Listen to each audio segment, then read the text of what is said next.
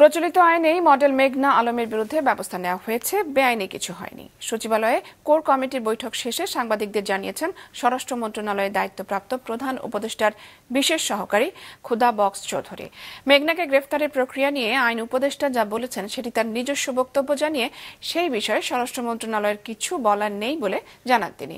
এদিকে স্বরাষ্ট্র উপদেষ্টা জানান, ডিবি প্রধানকে সরিয়ে দেওয়ার সাথে মডেল মেঘনা আলমের ঘটনার কোনো সংশ্লিষ্টতা নেই।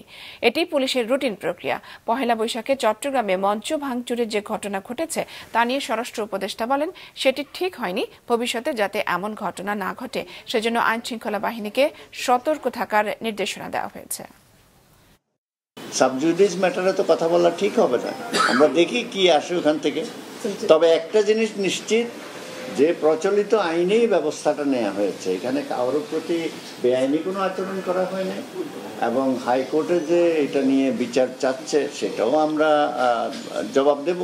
আমরা কিন্তু রাঘব বোয়াল কারে ছাড় দিচ্ছি না, কিন্তু এখন রাঘব বোয়ালটা তো আমার জালে আসতে হবে। আমার জালে আসার আগ পর্যন্ত তো আমি তারে ধরতে পারতেছি না। আমার জালে যেটাই আসতেছে আমরা কিন্তু ওইটারই ধরতেছি।